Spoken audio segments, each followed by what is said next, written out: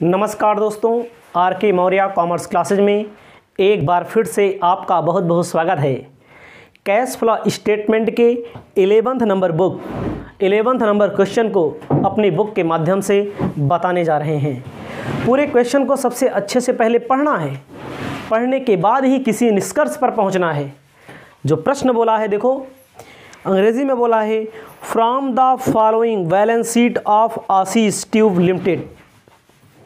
मतलब कि आशीष tube limited की बैलेंस शीट दी गई है। प्रिपेयर कैश फ्लो स्टेटमेंट, आपको रोकड़ प्रवाह विवरण मालूम करना है, ठीक है। उसके बाद जैसे दिया है, लाइबिलिटीज़ दी गई है। लाइबिलिटी में capital, creditor, bills payable, previous year और करंट ईयर दोनों का दिया है। एसेट्स में building, machinery, stock, debtor, bills receivable, cash. Additional information दी गई है। एडिशनल इन्फॉर्मेशन में there was neither drawing nor any additional of to capital. अतिरिक्त ना तो कोई ड्राइंग है, ना तो कोई आहरण है, ना तो अतिरिक्त कोई कैपिटल है, कोई दिक्कत नहीं है। There was neither any sale और any purchase of fix assets. कोई भी एसेट्स ना तो परचेज की गई है, ना तो सेल की गई है, ठीक है।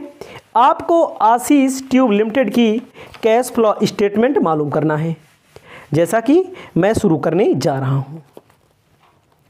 सबसे पहले आपको इस क्वेश्चन में पता करना है कि कौन कौन सा रूल्स लगेगा। जैसे होता है कि ऑपरेटिंग एक्टिविटी, दूसरा नंबर होता है इन्वेस्टिंग एक्टिविटी, तीसरा नंबर होता है फाइनेंशियल एक्टिविटी। तो ऑपरेटिंग का तो होगा, कैसे होगा, क्योंकि एसेट्स कम हुआ है, ज़्यादा हुआ है, सब चीज़ें हैं। लायबिलिटी, करंट लायबिलिटी कम हुआ है, ज़्यादा हुआ है।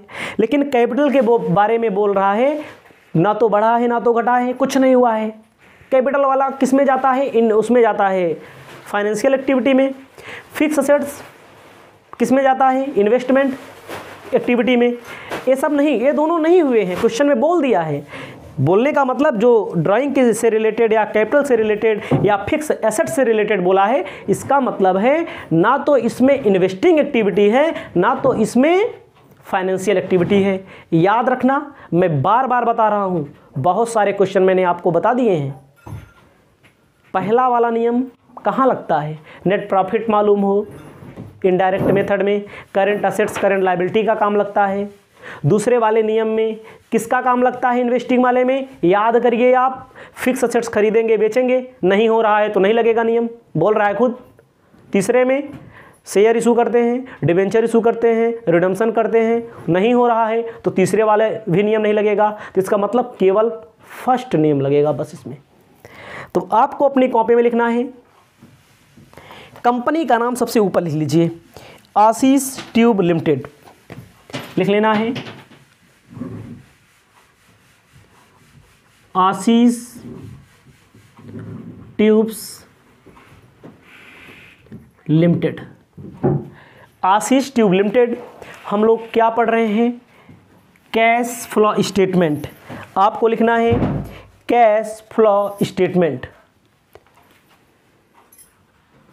कैश फ्लो स्टेटमेंट, ठीक है। कैश फ्लो स्टेटमेंट मैंने लिख दिया, लिख दीजिए for the year. For the year, जो भी ईयर, जिस ईयर में आपके बुक में दिया रहेगा। ऐसा नहीं है कि हमारे पास जैसे 15 में दिया तो 15 में लिख लेना, 12 में दिया तो 12 में लिख लेना, 13 में दिया तो 13 में लिख लेना, जो बोला है उसमें लिख देना है। और आपको ये भी मैंने बताया है कि कॉलम बनाना है। कॉलम क्या बनाना है, पार्टिकुलर बना लीजिए, अमाउंट बना लीजिए।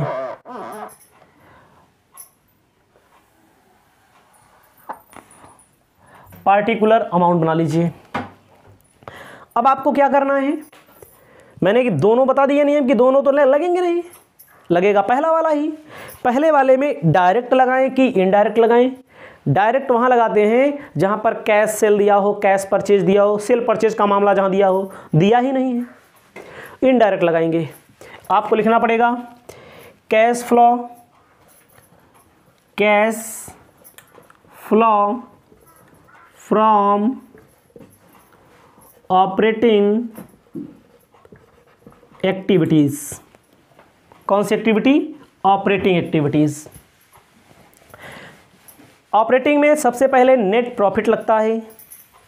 सबसे पहले प्रॉफिट और लॉस।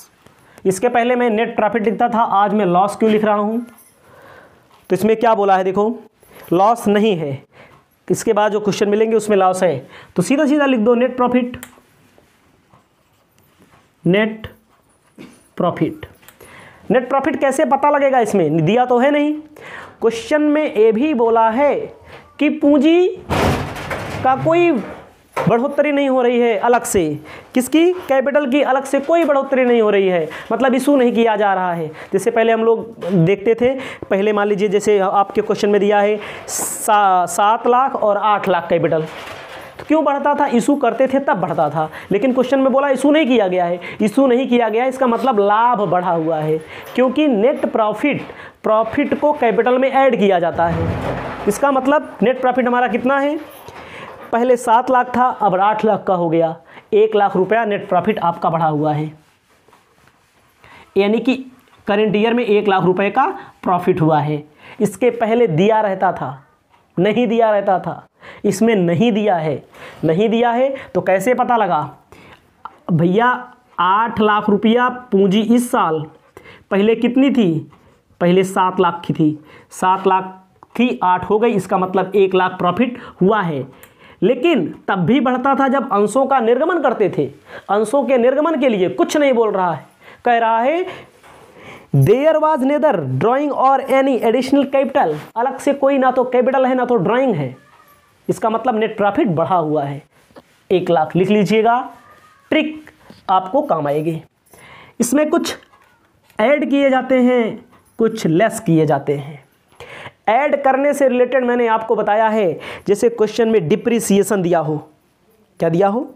डिप्रिसिएशन दिया हो, रिजर्व में ट्रांसफर दिया हो, ठीक है, और लॉस फर्नीचर पे, लॉस मशीनरी पे यानी फिक्स असेट्स पे लॉस दिया हो, तो ऐड करते हैं, ढूंढते हैं क्या क्या ऐड करेंगे। असेट्स में चले जाइए, फिक्स असेट साइड को आपको जाना है। बिल्डिंग पहले 6 लाख की थी, अब 5,40,000 की हो गई। बोल दिया है ना तो फिक्स असेट्स खरीदा गया है ना तो बेचा गया है। क्वेश्चन में दूसरे नंबर पे उसमें बोला है।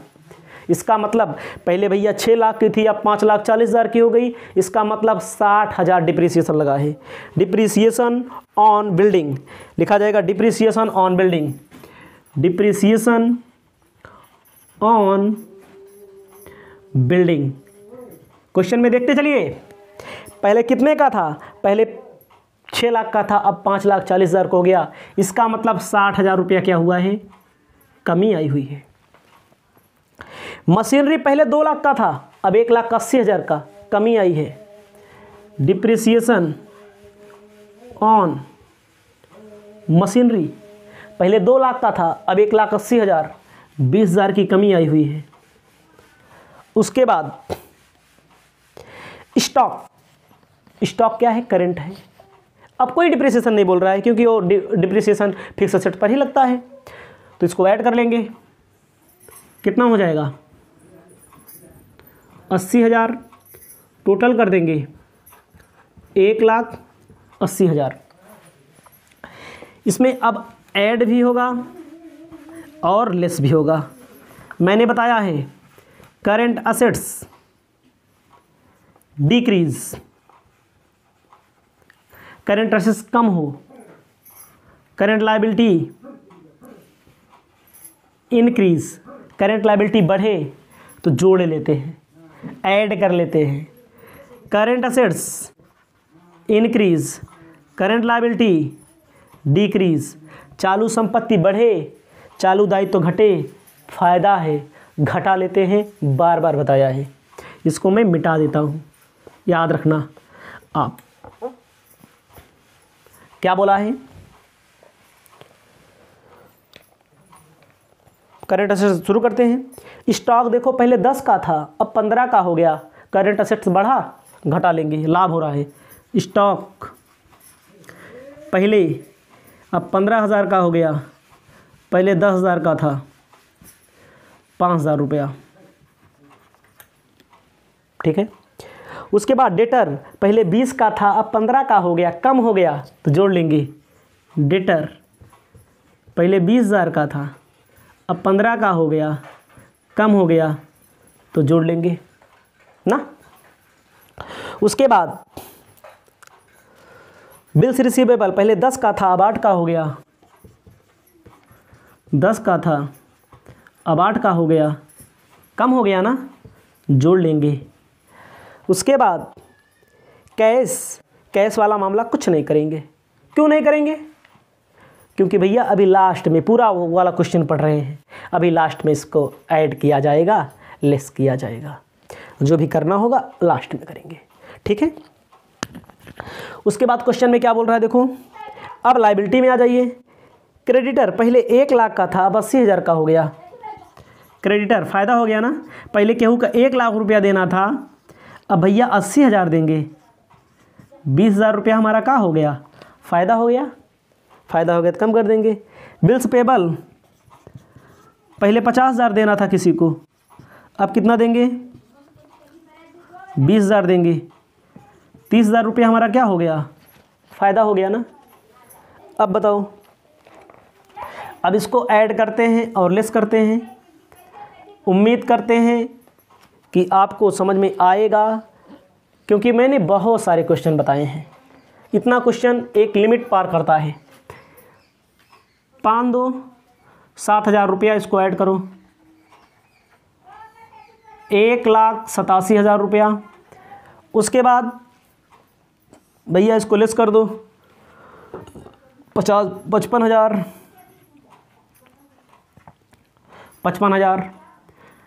55,000 माइनस कर दो, 0 0 0, 7 में से 5 माइनस कर दो 2, 8 में से 5 माइनस कर दो 3, 1,32,000। 1,32,000 इसका मतलब इंक्रीज़ हुआ है कैश। कैश क्या हुआ है, net cash flow from operating activities,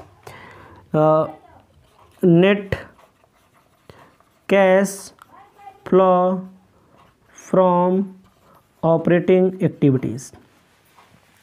अब इसमें क्या करते हैं, अब इसमें ओपनिंग वाला कैश जोड़ देते हैं। ओपनिंग कैश जोड़ देते हैं 10,000 रुपया। क्लोजिंग देखो अपने आप आ गया 1,42,000 रुपया। क्लोजिंग उत्तर प्रश्न में ही दिया होता है।